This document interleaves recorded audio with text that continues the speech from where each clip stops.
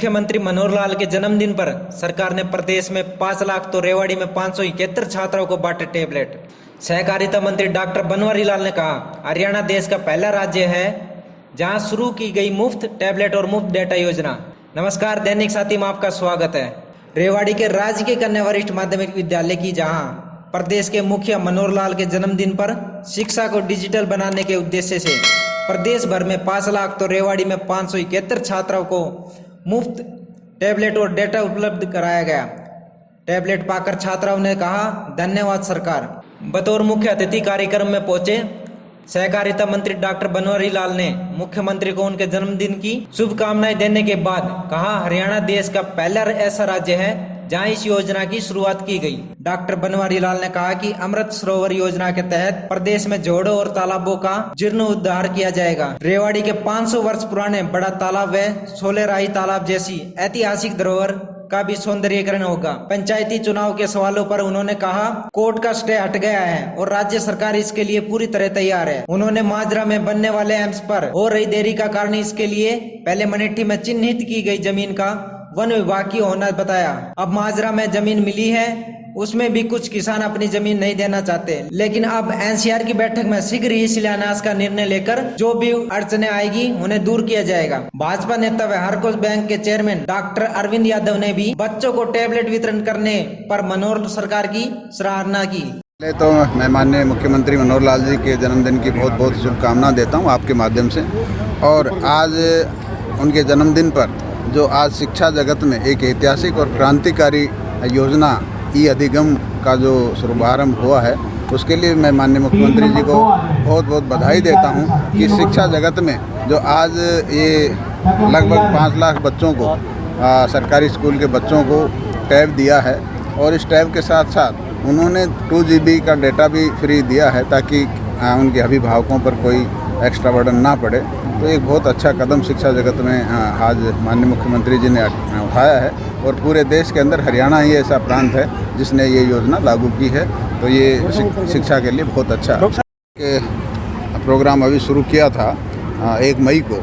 वो कुछ एक तालाब और जोड़ों का शुरू किया था, लेकिन सरकार की योजना है कि हम सभी जितने भी हमारे प्रदेश के अंदर जोड़ हैं या तालाब, सभी की स्थिति सुधारेंगे और सबको ठीक करेंगे। अगर रेवाड़ी की अगर ठीक किया जाए तो एक अच्छा पर्यटक स्थल बन सकता है। बिल्कुल, आपकी बात से मैं सहमत हूँ और इसको भी सरकार टेकअप करेगी और इसको भी सुंदरीकरण बढ़ेगी। देखो, हमारी जो एम्स का जो प्रक्रिया है ये काफ़ी समय से चल रही है और निश्चित तौर पर देरी हो रही है, लेकिन इस देरी में जो सबसे अहम जो मुद्दा है वो ज़मीन का है।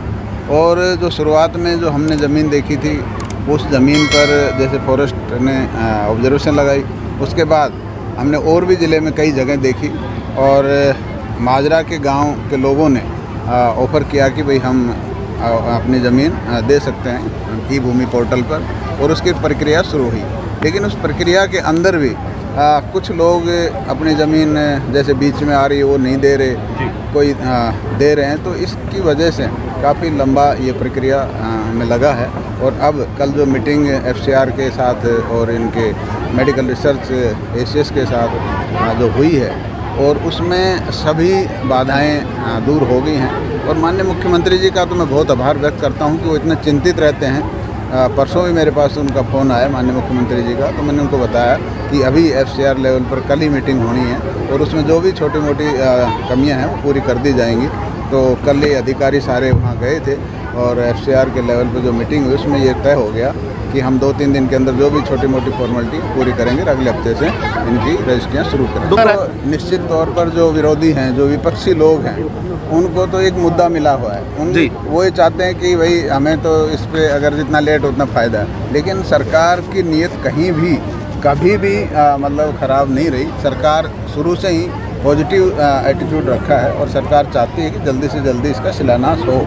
लेकिन ये मजबूरियां हैं, ज़मीन जब तक सरकार के पास नहीं आएगी तो सरकार मजबूर है, इसी वजह से डिले हो रहा है। लेकिन सरकार हरदम पॉजिटिव रही है। सरकार ये चाहती है कि जल्दी से जल्दी केंद्र सरकार ने भी और प्रदेश सरकार ने भी पूरा सहयोग इस काम में ये तो ना हो पाएंगे। देखो, सरकार चुनाव करवाने के लिए पूरी तरह तैयार है, पहले भी तैयार थी, लेकिन अब कोर्ट से जो स्टे हट गया है तो अब जल्दी ही सरकार एक फैसला लेगी कब तक चुनाव कराए जाएँ। देखते हैं अभी जो कैबिनेट मीटिंग है उसमें क्या फैसला लिया जाए। देखिए, ऐसा है कि ये जो है शिक्षा का तो आज ही किया है, 1000 करोड़ की योजना थी जो आज 5 लाख बच्चों को 10वीं 11वीं 12वीं को टैबलेट देने की सरकार ने पहल की है।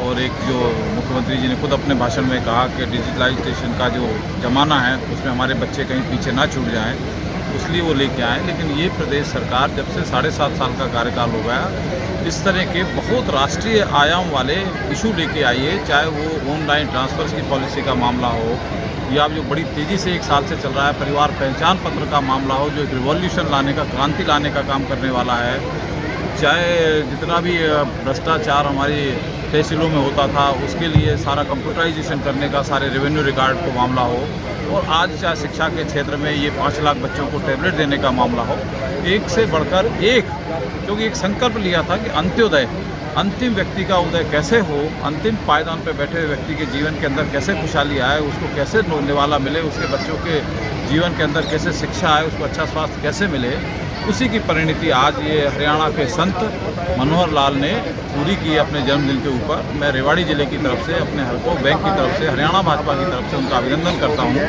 उनका बहुत बहुत आभार करता हूँ कि आपको ईश्वर इतना स्वस्थ और ताकतवर बनाए कि आप जन कल्याण के काम, अंत्योदय के काम इसी मजबूती के साथ करते रहें। सबसे पहले तो मैं कहूँगी हैप्पीस्ट बर्थडे सर। आपने जो कुछ भी किया हमारे लिए, हम इससे बहुत ही खुश हैं। आप हमारी इंस्पिरेशन हैं and thank you so much कि आपने हमारे इतना कुछ किया। हम इससे ऑनलाइन पढ़ाई कर सकें। अगर कोरोना दोबारा भी आ गया तो हमारे लिए बहुत ही अच्छा है, क्योंकि हम इससे आराम से अच्छी तरह मतलब बिना किसी झिझक के पढ़ाई कर सकेंगे। Thank you so much.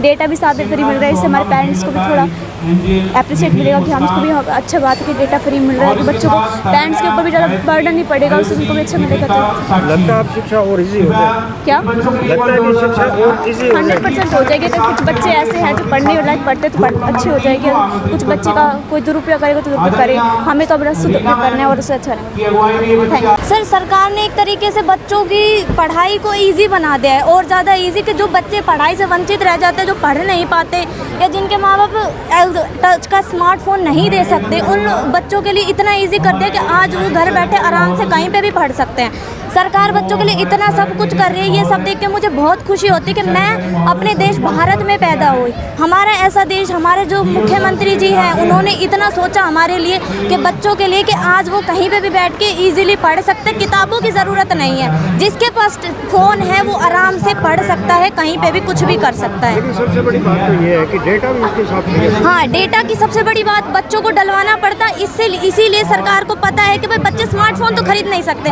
तो वो हर महीने का डेटा कहाँ से डलवाएंगे। इसीलिए सरकार ने इजीली वहाँ से डेटा डाल दिया है। आपका साल भर का आप जितना पढ़ना चाहो पढ़ सकते हो, डेटा की कोई फिक्र नहीं है।